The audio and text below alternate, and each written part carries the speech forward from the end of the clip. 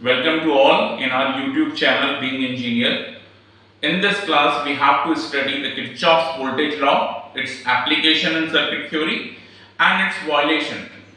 It means कि हम यहाँ देखना चाहते हैं कि Kirchhoff's voltage law कहाँ पे अप्लाई किया जा सकता है और कौन से ऐसे सर्किट हैं जहाँ पे Kirchhoff's voltage law इम्प्लीमेंट नहीं होगा। तो आइए शुरू करते हैं KVL application and violation. KVL stands summation k is equals to 1 to n Vk is equals to 0. It means algebraic summation of all the voltages in a closed path is 0. अब सवाल उठता है कि algebraic summation का क्या मतलब है? Algebraic summation means summation with sign. So definitely there are certain voltages which are positive and there are certain voltages which are negative. मतलब किसी भी सर्किट में वोल्टेज राइज और वोल्टेज ड्रॉप होता है। अगर हम राइज को पॉजिटिव ले रहे हैं तो ड्रॉप नेगेटिव है और ड्रॉप को पॉजिटिव ले रहे हैं तो राइज नेगेटिव है।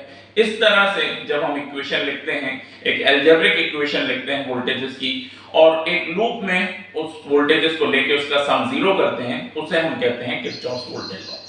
तो आइए सबसे पहले एक सिंपल सा डीसी सर्किट लेते हैं और देखते हैं कि कैसे केवीएल अप्लाई करते हैं। Like this is the circuit, 3 ohm, 4 ohm, 2 ohm and 3 batteries are connected, 10 volt, 1 volt, 27 volt. Let us assume the current in the clockwise direction. वैसे ऐसा कोई वो नहीं है, आप एंटी क्लॉकवाइज में भी करंट लेके केवीएल लगा सकते हैं। आइए देखें, अब करंट जब यहां से जाएगी, this is positive terminal, this is negative, this is positive, this is negative और यहां पर दिखेगा। तो यहां से जब करंट जाएगी, कौन सी पोलैरिटी में एंटर कर रही है? Negative. So I should write -27। अब इसमें रेजिस्टर में वोल्टेज ड्रॉप होगा I into R, 3 into I. So this is 3I with positive sign. इसमें ड्रॉप होगा 4 into I प्लस 4I। इसमें करंट जाएगी नेगेटिव पोलैरिटी में, isn't it? -10। यहां से करंट पॉजिटिव पोलैरिटी में एंटर कर रही है, +1। इसमें ड्रॉप होगा -2I, sorry +2I is equals to 0। Is it okay? तो हमने सोर्सेस की इनकमिंग पोलैरिटी ली है minus minus plus, minus minus minus plus और ड्रॉप हमने क्या लिए? Positive, 3I 2I and 4I। तो आइए इसको सॉल्व करते हैं। -27 -10 -37 और +1 -36, 3I 4I 7I और 2I 9I plus 9I equal to 0. So I is nothing but 4 ampere. So what is the current in this particular mesh? 4 ampere. This is the simple application of KVL in DC circuit. अब क्या होगा जब circuit में mash की संख्या बढ़ती है? तो यदि मैश की संख्या बढ़ेगी तो ऑब्वियसली KVL इक्वेशन की भी संख्या बढ़ेगी। तो यहाँ पे मैंने लिखा हुआ है m number of meshes, m number of equations. यानी जितने मैश हैं उतनी इक्वेशन, जितनी आप करंट अज्यूम करेंगे उतनी इक्वेशंस। तो आइए यहाँ पे देखते हैं। Let's say this current is I1 and this current is I2 and let us make the KVL equation. ठीक है, तो KVL इक्वेशन जब हम इसके लिए लिखते हैं, अच्छा एक बात और बताना चाहूंगा कि ये यहाँ पे हमने ड्रॉप पॉजिटिव लिए हैं और सोर्सेस की पोलैरिटी इनकमिंग ली है। हम उल्टा भी कर सकते हैं, मतलब फॉर एन एग्जांपल मैं सोर्स की आउटगोइंग पोलैरिटी लेता हूं +27, ड्रॉप नेगेटिव लेता हूं -3I -4I, 10 में आउटगोइंग पोलैरिटी +10, फिर इसमें आउटगोइंग पोलैरिटी -1, इसमें drop negative -2I is equals to 0। Then also if I solve 37 -1 36 is equals to 9I, I is again 4 ampere. So we have to take it accordingly, लेकिन दोनों को mix नहीं करना है। तो आइए वापस इस सवाल पे चलते हैं। यहाँ पे I1 I2, अब यहाँ पे हम इक्वेशन लिखना चाहते हैं सोर्स की आउटगोइंग पोलैरिटी के साथ, +10, इसमें ड्रॉप होगा -I1 -1, इसमें ये जो हमारी बीच वाली ब्रांच दिख रही है in between the two meshes, यहाँ से करंट I1 है और ये करंट I2 है and direction is opposite. So I should take I1 minus I2 when I am writing the equation for this mesh, and I should take I2 minus I1 when I have to write the equation for this mesh. इसका ध्यान रखने की जरूरत है।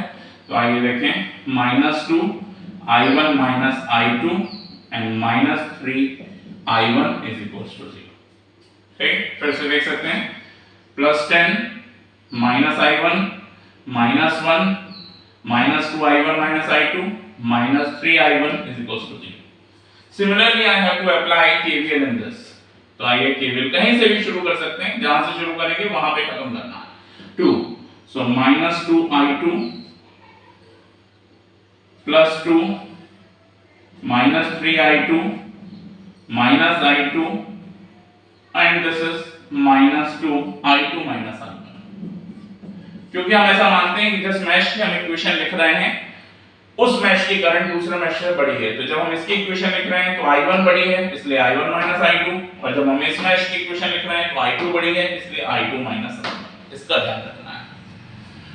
इन दो equation को solve करके we can find value of I1 and I2. इस तरह से हम इसको फाइंड कर सकते हैं. ठीक है, तो इस तरह से हम किरचॉफ्स वोल्टेज लॉ अप्लाई कर सकते हैं और सर्किट में करंट फाइंड कर सकते हैं. आइए देखिए, एक ये प्रॉब्लम हमने लिया हुआ है.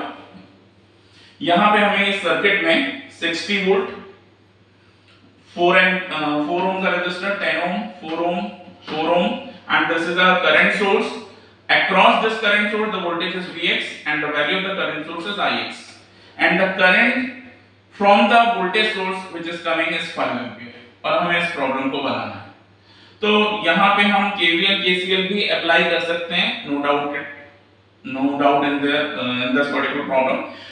But what I suggest कि we can apply KVL and KCL in a smart manner to get the answer Vx and Ix. देखिए कैसे.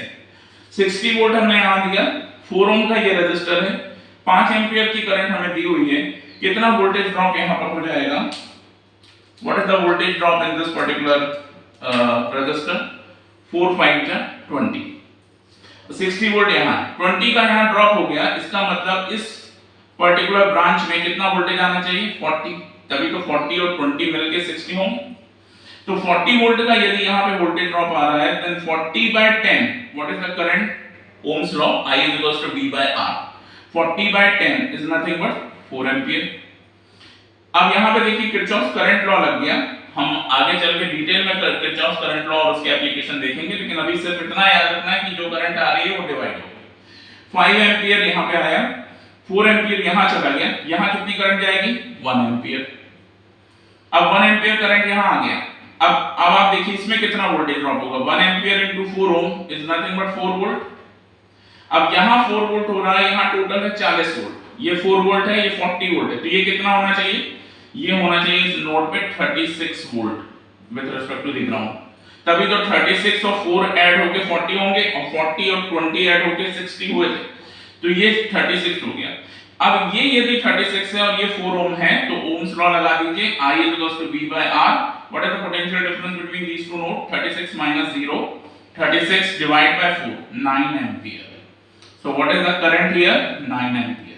अब हमसे प्रश्न पूछा गया था कि ये Ix कितना यहाँ से आना चाहिए, तो आप देखिए यहाँ 9 एम्पीयर जा रहा है, यहाँ कितनी है current? 1 ampere. So what is the value of this Ix? Definitely 8 ampere. और जब 8 एम्पीयर यहाँ से आएगी, 1 एम्पीयर यहाँ से जाएगी, टोटल यहाँ से कितनी चली गई? 9 एम्पीयर. तो यहाँ कितना वोल्टेज ड्रॉप हुआ? 9 4 जा 36. इसका मतलब इस Vx की वैल्यू भी हमने फाइंड कर ली. What is the value of the Vx? 36 volt. तो कहने का मतलब we can apply the Kirchhoff's voltage law in a smart manner to find out the current and voltages in a particular network. अब बात आती है कि वायलेशन कहां पे होता है.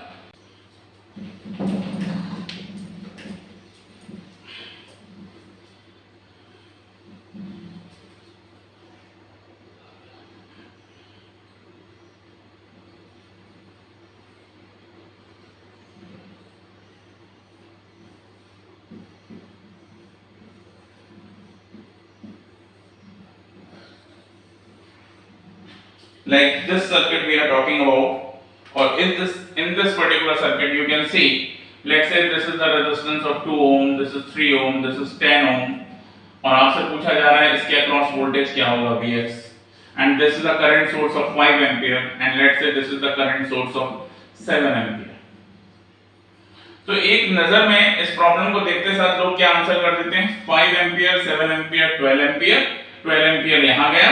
ओम्स लॉ से V बराबर I into R, 12 into 12 into 10 I कितना आया 12 एम्पियर R10 120 वोल्ट। ठीक है, which is a blunder, it's not a mistake, it's a blunder। ये हो ही नहीं सकता। क्यों नहीं हो सकता? उसका जो रीजन है वो समझिएगा कि दो करंट सोर्स हमने लगाए हैं, दोनों डिफरेंट वैल्यू के हैं। केवीएल की जो बेसिक चीज है वो ये कि हम कोई मैश लेते हैं और उसमें करंट अज्यूम करते हैं। तो आइए देखें हम ये क्यों गलत है। हमने ये मैश लिया और इसमें करंट अज्यूम कर ली I। अगर हमने यहाँ पे करंट अज्यूम कर ली I, अब ये I की डायरेक्शन देखिए और 7 एम्पीयर की डायरेक्शन देखिए, both the directions are same, it means I is equals to 7 ampere. अब यही करंट I आगे जा रही है, ठीक है, और ये 5 एम्पीयर के करंट सोर्स की डायरेक्शन देखिए, दोनों की डायरेक्शन सेम है, then I is equals to 5 ampere. ठीक है, एक ही सर्किट में, एक ही मैश में, एक ही समय पे आप ये कह रहे हैं कि इस I की दो वैल्यू पॉसिबल हैं, 7 एम्पीयर 5 एम्पीयर। अगर ये I1 I2 होता then it can justify, but this can't be possible. एक सर्किट में, एक समय में, एक ही मैश में एक ही करंट की दो डिफरेंट वैल्यू हो ही नहीं सकती। तो इस तरह के जो सर्किट होते हैं, यहां पे हम कहते हैं कि यहां पे किरचॉफ वोल्टेज लॉ नहीं लग रहा है। ठीक है, इसका मतलब ये नहीं कि सर्किट सही है और केवीएल नहीं अप्लाई हो रहा। चूंकि केवीएल इसमें अप्लाई नहीं हो रहा, इसका मतलब इस सर्किट ही गलत है। इसे हम कहेंगे इनवैलिड सर्किट, इनवैलिड सर्किट। और कारण क्या है इसके इनवैलिड होने का? इनवैलिड होने का कारण है it does not obey, it does not obey KVL. चूंकि ये केवीएल को फॉलो नहीं करता, इसलिए ये इनवैलिड सर्किट है। तो in circuit theory it is very very important, we should keep in mind वो सारे सर्किट, वो तमाम सर्किट जो Kirchhoff voltage law, Kirchhoff current law को फॉलो नहीं करते, उन्हें हम इनवैलिड सर्किट की तरह ट्रीट करते हैं। Example is here for you.